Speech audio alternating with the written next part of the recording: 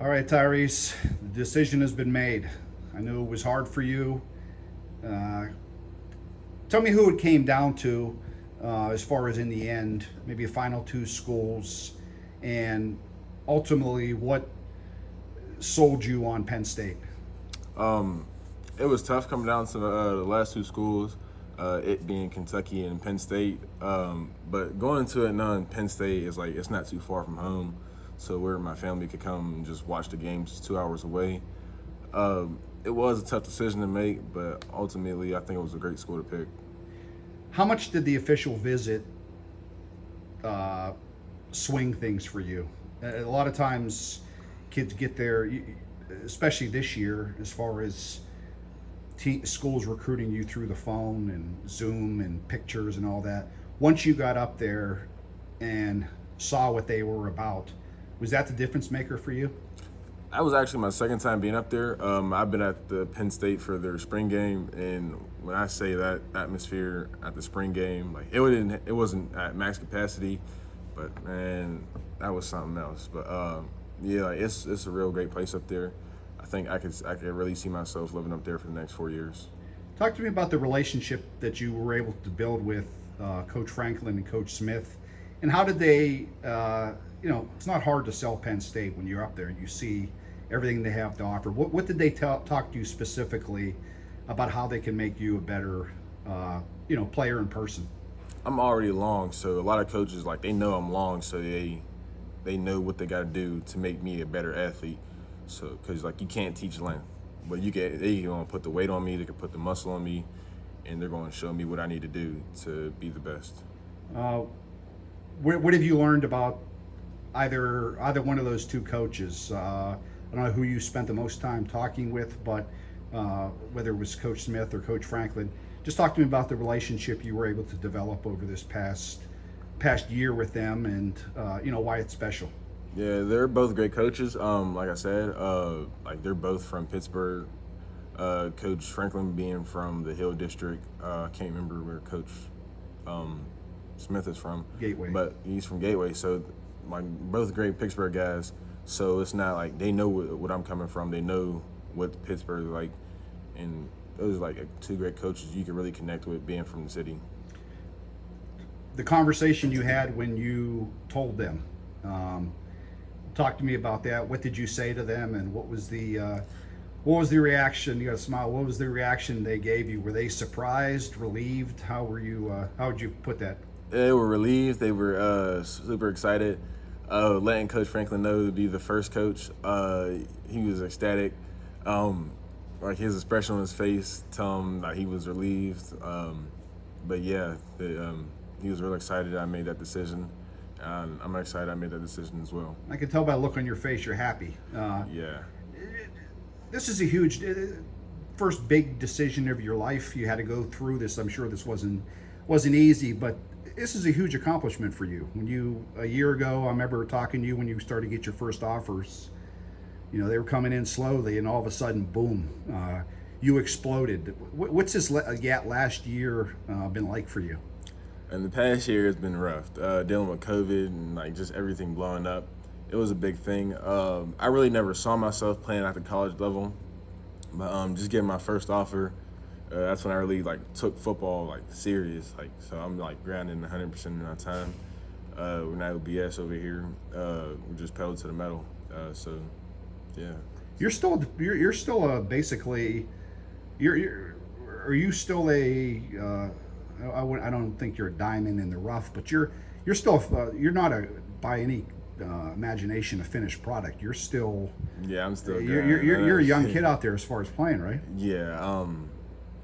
Going to my senior year, I've been with Perry for the past 3 years, so I know how it is. I know what it takes. Being a leader of this team, being the captain of this team, we're going to go to the season just wanting that championship, wanting states. So. Did they talk to you, or do you have a plan set for yourself with your trainers and your coaches at Perry, and also evolve as far as something you want to improve on this year that you still can improve on? Yeah, I'll be improving on a lot more technique. I'm working technique now, but I want to like perfect it to where I know what the offensive tackle is going to do, so I know what to counter it. I will be going out to Vegas next week, July 9th, I believe, to train. Um, yeah, but when I get back, we are going to be in pads and equipment come August 8th. So Heat Week comes, and we're all gas, no break this season. It's no joke. Just a couple more things. Recruiting, I think the general fan out there hears it, and they think it's fun and games for you guys all the time, and oh, these kids are lucky. What did you learn about the recruiting process as a high level recruit? It's no joke. And was it way more than you expected? It was a lot more than I expected. Like, when I got my first offer, I was like, oh, that's cool. Like, I don't know if I'm really going to get any other offers. So I just took what I got and kept moving. Next thing you know, my phone's blowing up nonstop. I'm like, hello? Like, yeah, like, we're going to offer you. So it was like, it started out to be rough, a little rocky. Just trying to do school, manage my phone, talk to these coaches. But like, that was just the hardest, probably the hardest thing out of this whole recruiting process is trying to handle the coaches, talk to reporters, and just keep updating everyone on what I'm doing. What's the average? How much were you on your phone? Were there times you just threw it in the drawer and say, I don't want to have this as far as for a day to just as far as checking your DMs and texts and calls? Did you have to separate yourself from it for a little bit? I did. Why? Because my grades were beginning to slip. So I'm like, I can't be just going to football and I'm not doing my schoolwork. So there was a time when I had to just put my phone down, turn it off, and just straight schoolwork. So like, that was probably the best part, just like taking a break from my phone. Like, taking a break from your phone is always a good thing to do. Just looking at the screen all day, I can get annoying sometimes. So just like turn it off, schoolwork, went outside, interact with my family members more. Like, that was the best thing. And just last thing, we have to bring it up just because you're a local kid, but also we follow Pitt, and I'm sure this is disappointing news. Obviously, this is disappointing news for Pitt, the coaches who came after you hard, and also Pitt fans who were wanted to see you join the talent that's there already. Talk to me about how they recruited you, and was there something that just didn't? I don't say there wasn't something they didn't do, but just looking back at the whole process, was there a reason you just decided not to stay home? I didn't want to stay home because like, it's Pittsburgh, everything's happening now. I'm from Pittsburgh, so I've been in Pittsburgh almost all my life. Just moving away for only 4 years and coming back, nothing's really changed. All I can really say is like, my friends are still here, but I want to like get out and see the world more. So that's why I really don't want to stay in Pittsburgh. And last thing is, I'm sure it was Coach Partridge and Coach Narduzzi. They gave you a good effort as far as coming after you, and I'm sure you respect the time, and I'm sure the friendship and relationship you were able to develop with them over the time, because they obviously you were pretty high up on their board.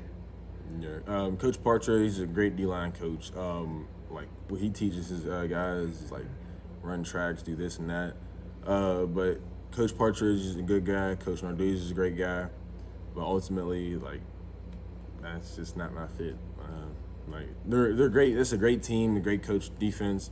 They got great D-line players, like Deion Hayes, Nakai Johnson, Elliott Donald. They're all great guys, but I want to start my own legacy, and that's just what I'm going to do. Last question, final message. Penn State fans will be watching this. What's the message as far as what you're going to be bringing up to them in the next 4 years? The next 4 years is going to be hell for them. I feel like any other team that we play, when I get there, it's going to be a party in the backfield. So that's all I got to say. # we are. There we go. Tyreese Fearby, Perry, 4-star defensive end, heading to Penn State.